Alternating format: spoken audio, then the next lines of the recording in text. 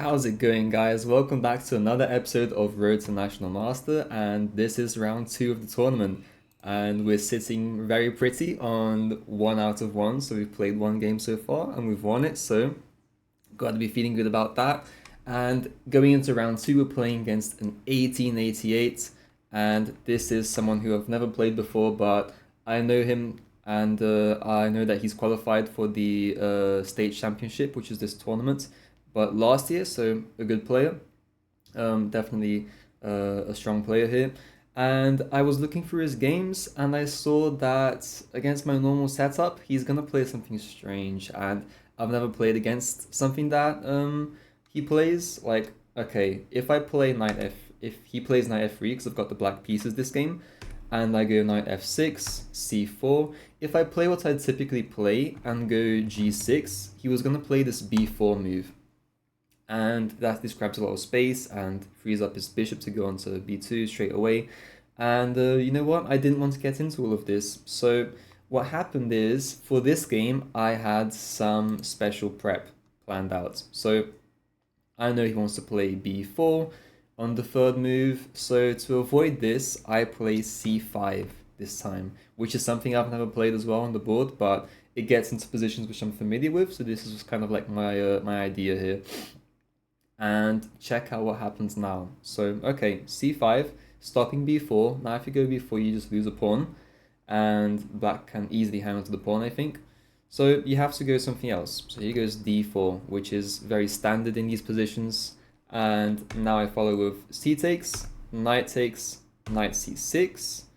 And what can really happen in these positions is one of two things. The first thing that could happen is we get the position we got in the game, and the second thing that can happen is we kind of transpose to a Sicilian structure, because notice that I've traded off my c-pawn, he's traded off his d-pawn, and this is literally what happens in any Sicilian. And if you play something like e4, this would literally be a Maroczy bind position, you know? So this would be something that I'd also be very familiar with, which I'd be happy to play. So I was kind of hoping for this. I was hoping for this type of structure. I go g6, and now he can play e4 if he would like, and we get that position. But instead he goes g3. Which is also something which I'm comfortable with, don't get me wrong. And by the way, just to mention, my hair is kind of Jimmy Neutron today. That's because I just literally woke up now, so gonna have to deal with that. So g3. And if you're looking for a natural move to develop here, it's obviously going to be bishop g7 for black. So bishop g7, bishop g2. This is just very, very typical and normal opening stuff. Castles. And now notice that black has the first move, because we've just castled. We've each got 3 developments. So we've got knight, bishop against knight, bishop. So we're completely equal. Also, kings also castled. Black doesn't have a center pawn, white does, so that's the difference here. But here, and this is all prep, by the way, guys. This was all something I've studied for and prepared. So I had to prepare for 2 lines. I had to prepare for the Sicilian line, and I prepared for this line here. And for this line, the move I prepped was knight g4. Knight g4, interesting move. I actually don't know how to put symbols on the chess base, but I mean, I can only do it on notation, right? But anyways, this is an interesting move, the pink one. And the idea behind this is that I've opened up my bishop. So my knight looks kind of stupid here, because what does it really do by itself? And that's okay. And I'm hitting this bishop. I'm hitting this knight twice, so these 2 pieces are now threatening to win a piece, which means he has to defend. And the most natural way to defend this is to play e3, because you do 2 things at once. You're maximizing efficiency here by hitting my knight as a counter-attack and solidifying the knight. So it's doing 2 things at once. And again, this was all part of my prep, because after e3, you play the amazing move d6. d6, and now your bishop defends this knight, and look at how beautiful this is. This is actually a pawn sacrifice. I'm just sacrificing a full pawn here, because there's knight takes, pawn takes, and bishop takes. and he's still hitting my rook at the end. But guess what? This is exactly the idea. This is what I wanted all along. And we see it. Knight takes, b takes, bishop takes, rook b8. Oh my god, I have just sacrificed the pawn. And so what's the idea here? What's the idea of this pawn sacrifice? Well, the idea is that in doing so, in capturing this pawn, white has given me the b file completely for myself, and this b file is looking at this pawn, so my rook here is very nicely placed. This bishop is looking at this, kind of like in a similar way, and I can add a lot of pressure on the queen side of moves like maybe queen c2 or queen a5, bishop to e6 hitting this pawn, and then bringing this rook around. So very, very quick developments, and also this knight, which was kind of stupid. Now knight e5, adding more pressure to c4, so all of my pieces are going to be hitting c4 and b2 very, very quickly. So very quick development, and theoretically, so this is all part of my prep, and I played this out without any hesitation because from what the engine gives, there's just no way to defend all the pawns. White will have to give back a pawn. So white has tried to hold on to a pawn, they will be unsuccessful, and black still gets a very nice position with development here, so that's my idea. And after rook b8, the natural move here to play is bishop g2, just avoiding any tempo of, like, let's say queen c7, hitting the bishop and gaining a tempo. So this just moves back on white's own terms. And now I need to start bringing my pieces into the game, and in a meaningful way, very quickly. So I take my worst piece, which is this knight on g4, and I reroute it immediately to this square. And now, again, this is all part of my prep still.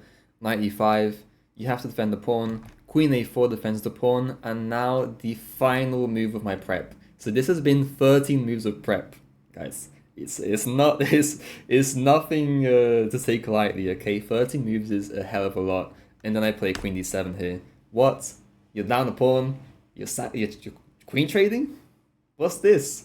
And again, the idea is that even if you're down, even if you've traded queens, you're not going to be down a pawn, because it's just impossible with all the activity that black has to hold on to the pawn. It's amazing stuff. It really is. And he sees it after a very long think, and he was hella shocked. He was really scared that all of this was prep, so I was really happy about that. And here is queen c2, which is the best move according to the engine. Queen trading would just be me up back to equality, and great position. So queen c2, trying to maintain something alive for him. And now I play a mistake here. I play a really big mistake. So and the reason I played this mistake is because I was playing against an opponent last year in the regionals here in Brazil. And what happened was I played this exact position as white, except he didn't play knight g4 like I did. He didn't play this maneuver. His knight was still on f6. And with his knight on f6, the best move for black would have been to play bishop to b7, kind of like trading off this monster bishop for white.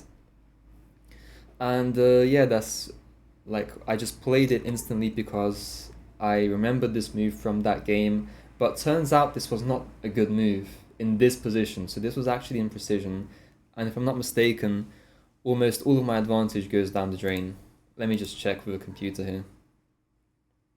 But I'm pretty sure that's what happens here. Pretty sure I just lose everything. Anyways, so queen c2. Engine is loading.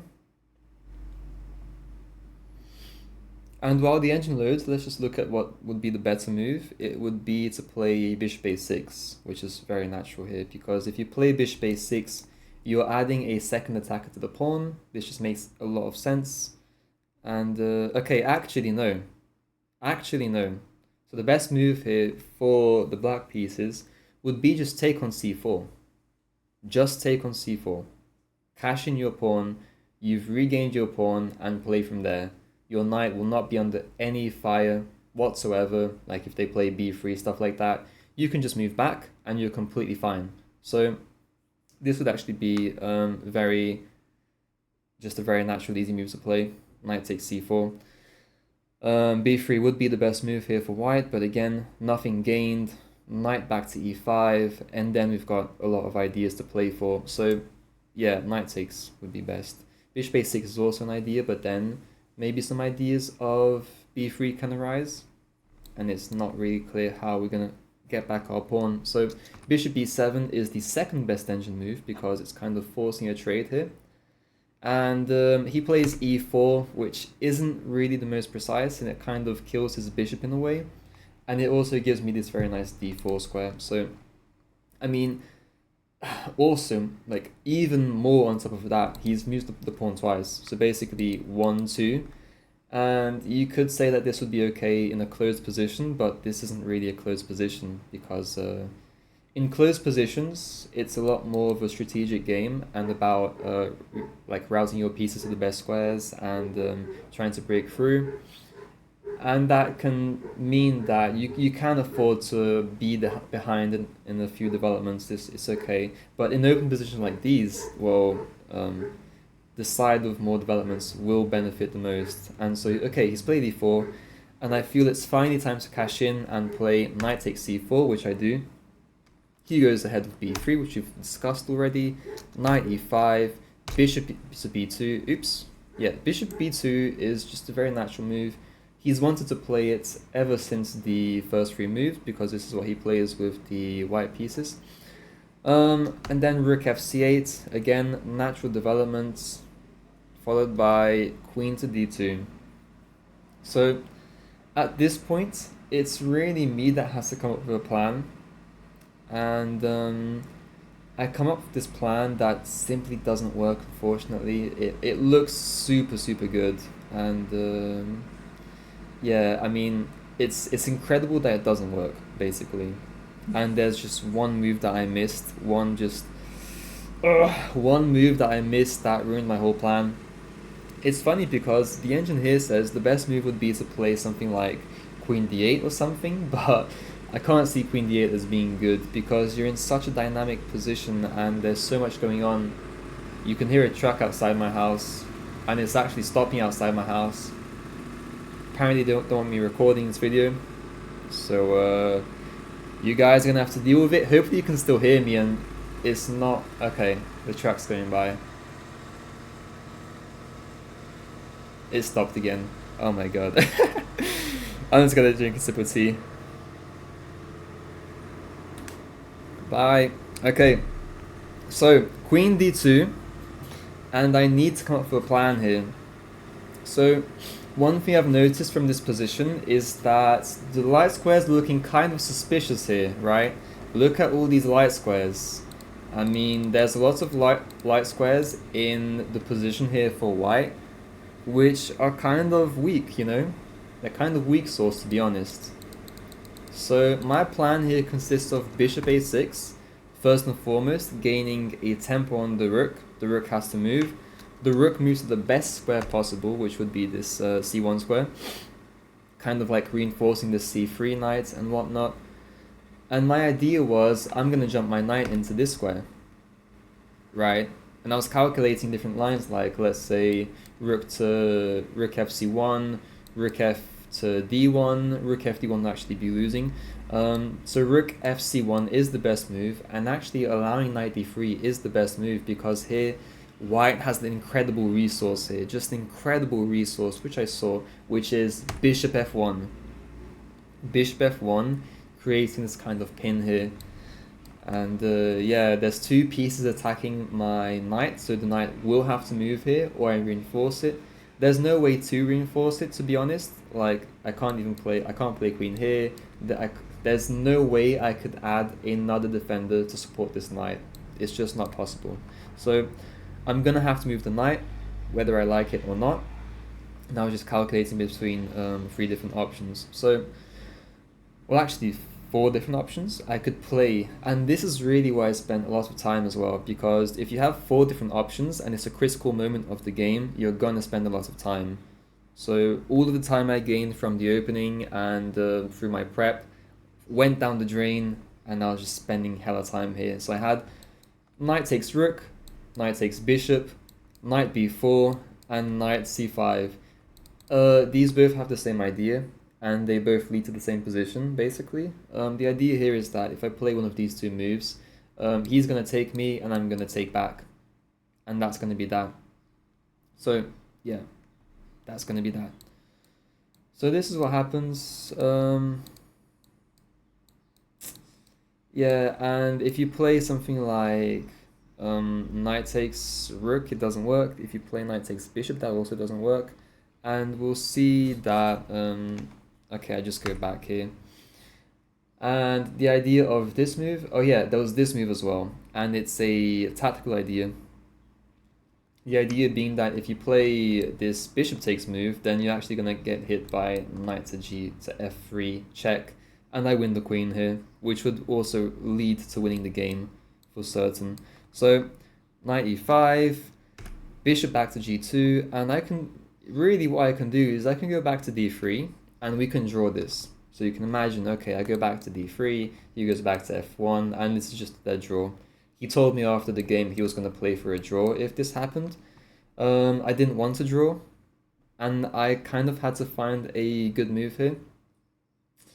It was really hard to find a good move, to be honest. I was thinking stuff like, okay, what if I play, let's say, queen to g4, reinviting this idea of playing knight to f3 check, winning the bishop. And if I have my bishop, he doesn't have his bishop. Again, the light squares are extremely vulnerable, so this would be excellent for me. And him being a good player, he would try to not allow that. And the way he would not try not to allow it would be something like queen g4, but then knight d5 is really strong, and look at this. All of a sudden, this pawn is really weak. How do I stop this? And finally, white's pieces untangle. This bishop is now open, this rook is now open. And it's kind of like, okay, the game slipped away very quickly. I think I'd have to play like king f8 here or something. Yeah, not the way I'd like to take this game. It really isn't. So this would be more or less something that could happen. I was really unhappy with reaching this position, so I tried to avoid it the best way possible. And in my mind, that was by playing e6. And e6 is not a good move according to the engine. My opponent hated e6 after we analyzed the game, and he said e6 was just my downfall because my d6 pawn now becomes very weak. This pawn has no defenders except for my queen, which is quite poor. And it's just like I can never push to d5. Yeah, I just can never push the pawn up to d5 without losing a pawn. So this would be a weakness in my position. I wouldn't say it's really the end of me. There's still lots of play to be had. But here he goes for f4. And f4 kind of forces that idea that we were looking at of playing knight d3. And chess is crazy. Chess is a crazy game because we saw that he had this bishop f1 resource and he plays bishop f1, but bishop f1 is a blunder. What? How can it be a blunder if the only two things that changed in the position was this e6 pawn and this f4 pawn? How? How? But it's a blunder, the engine says. I mean, okay. Okay. I mean, going into this mentally, you'd not think there's a tactic, but I did spend a lot of time calculating because I thought, okay, maybe I missed something the first time around, and let's give it another shot. Yeah, it didn't work. I just played knight c5 and we traded. We just traded. But there was actually something I missed. So if you guys would like to pause the video, calculate for yourselves, try and find out what the move is. There are two different lines. There's one very nice combination, and there's one even nicer combination which the engine gives, which is just absurd. Literally absurd. It's ridiculous. So go ahead, pause the video, try and find it. I'm gonna drink my tea.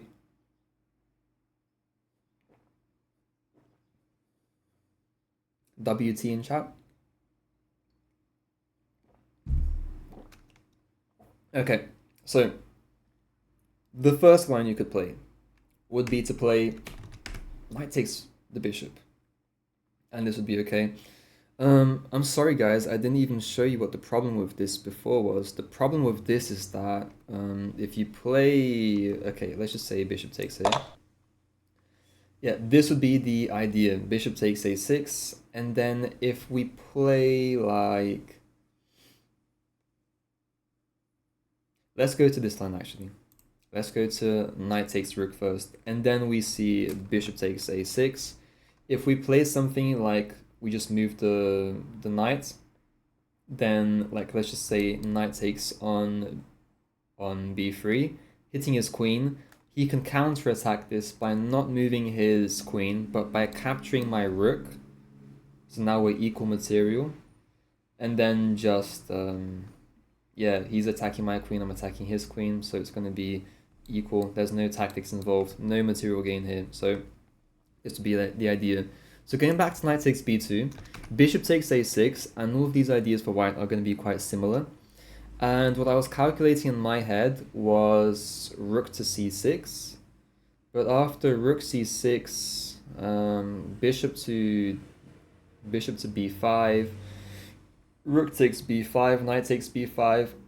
I couldn't see anything worthwhile here for black, especially since my knight is trapped. There's no way to get my knight out of jail. It's just kind of stuck. And this is really where the engine gives that disgusting move. The disgusting move. So we're going to look at the disgusting line first, which is the best line to play if you're playing this with the black side. Rook c5. Rook c5.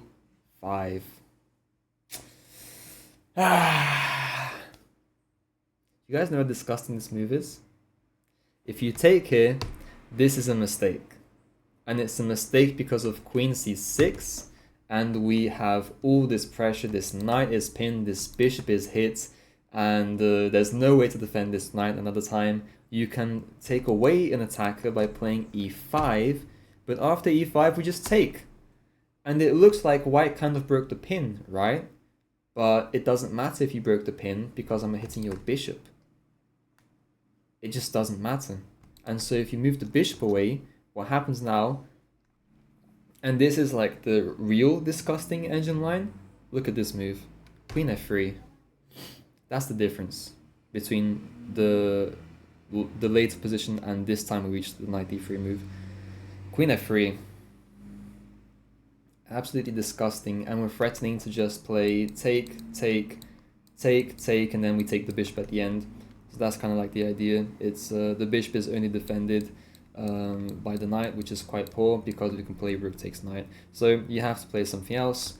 Queen e2, attempting to try and queen trade here, and now all you play is just rook takes c3. Yeah, rook takes c3. And we just up a piece, which is kind of very disgusting, by the way. So yeah, this would just be a full piece up. Wait, we're not a full piece up, we're equal. Anyways, the engine gives this as the best move. I'm assuming because there's just very good play here for black, because of like, let's say here, we can actually take this pawn and hit the rook. This would be an idea, and then we, after this sequence, okay, so we take, let's say they take, we take the rook, and then we take another pawn, they take us, this kind of stuff. Yeah, it would be, okay, and actually we move the bishop back. Yeah, we would not take another pawn, we just save our bishop. Okay. So this would be extremely disgusting to find, which I did not find. I only saw like up to rook c6 here. I didn't even consider rook c5 because it just required too much of a follow-up to be in my brain, you know. So I was looking at knight c1, and on knight c1, bishop takes a6. The correct move is actually to play rook c5. Sorry, rook c6. And after bishop, I missed what is it's not that hard to find. This is like humanly possible to calculate, and if you guys found this sequence, congratulations. The move here is bishop takes c3. I'll tell you right now, I did not see this because I just thought that it was way too good here for white after bishop takes c6. But now all we do is we play queen takes, and let's say, okay, queen takes here, pinning our bishop, Queen b6 check, we're unpinned, we trade, and we're all good here. And this is a very nice position here. I did not see this. If you instead try to play something here for white, like bishop takes c3, this is just a downright blunder because of takes. And sure, you can take my knight, but I'm up in exchange. I do have some dark square weaknesses, but nothing that white can apparently exploit. This would be good for me. And yeah, so this would be a possibility. So what happens is just knight c5. Okay, knight c5, bishop takes, knight takes forced, knight a4. His pieces are unwinding. I need to do something, but I'm kind of forced here to trade. It's the best move. Take, and rook c6, trying to gain control over the c file, maybe double up. Rook c4, and here I play a bad move, which is just never going to be a good move. I don't know why I played this. I was getting into time pressure already. I was like down 20 minutes and I had like 10 minutes on the clock. So yeah, my time really went down, considering this is an hour 30 long game for each side with increments. So rook takes c4, knight takes c4. I don't know why I took it. I just improved his knight. Rook d8, and I'm feeling really passive in this position. I'm really not feeling the attacking chances here for black. Queen d4, not the best move as well, but it kind of gives me some leeway here. I play d5, which is a mistake. D5 is just a huge mistake because I'm pushing too soon. What would be better to play would be, knight b4. And after knight b4, e5, d5 now, finally pushing and gaining a pass pawn, and you can see the difference between this, the quality of my d pawn. Yeah, and then a5, just supporting this knight. I have a very nice knight, he has a very nice knight, but realistically, I control the c file here with my queen, so this looks a bit better for me. d5 is a mistake, however, and the move here would be just knight e3. This would be the best move. I can never take him because he would win a rook through just basic simple tactic. You guys can see queen 68 would be very simple, and he just has too many attackers, right? Like 1, 2, 3, 4. I have one defender. Sorry, 1, 2 defenders. Not enough, you know. So I'd be losing in this position. He misses it and he goes knight e5. And I'm like, okay, let's queen trade. Let's try and get into an endgame. This was also not the best. The best move would be to play h5. And the idea of h5 here is that he has some ideas of playing knight to g4. Okay, so the first way to deal with this would be queen trading, which would be bad, which is what I played. The second move would be just to counter this by playing h5. So you can see knight to e5. There's this kind of like attack. I was looking at this with my coach, which is funny, and he we figured out together that this was not even winning for white. You can just allow this and just play something else. It's really, really insane. But this would actually be quite possibly a very good move here for black to just avoid anything and just play your game. So we figured that out together afterwards. I could not for the life of me with 10 minutes figure this out. So I just queen traded, hoping for a draw here. Knight c6 comes in and I'm really feeling the heat. And the funny thing is, I saw the only move that holds the position, more or less, and I just didn't play it, which is hilarious. I play rook d7 here, which is a huge blunder because now you just play rook takes. And the idea is that, okay, if we play what happens in the game, which is rook takes, there's knight e7 check, and then this is as good as lost. So you've got to know your endgames, and the thing about these knight endgames is that king and knight versus king and knight is very much likely going to be a win for the side who has the better position. It's very similar to like a king on king endgame. They're almost equally winning.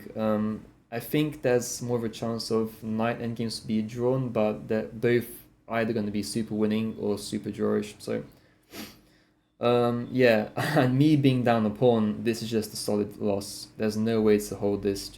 being down a pawn in this position is ridiculously bad. So this would be like resignable from this point. And the solution to knight c6 would have been to play rook d6, which I saw. The idea being that, okay, you can give this check, but white is in this pin. Black is still like has minimal chances of playing this for a draw. And if you play knight takes a7, which is what I think he would have played, this would be a more of a chance here for black after rook a6. Rook takes knight e4, and I'm hitting his knight, hitting his pawn. Yeah, at least I'd get some chances in this position. But this doesn't happen. We get into this very bad endgame, and it's just me trying to survive, but there's just no way to survive this. I try to create some winning chances here, but just like, see if he slips up, just like these dirty time pressure tricks. H takes, if you take my knight, I queen. Like if you play takes, then takes and GG. He didn't play this, of course, he's a good player, and yeah. We just reached this position where I'm just dead. King endgame, even worse, and I resigned from this point, so... What to say about this game? I had some amazing prep. It didn't work out because I just couldn't calculate as deeply as I had to, which is what I was mentioning in the first video. Calculation was a huge problem. My opponent played super well. This was a super high accuracy game. So just a very unfortunate loss here. Yeah, I mean, what else can I say? He played good. I played not as good. That's just how it went. So there's a truck going by again. Actually, it's a different truck. And yeah, I guess I'll see you guys tomorrow for round 3. See you guys. Peace.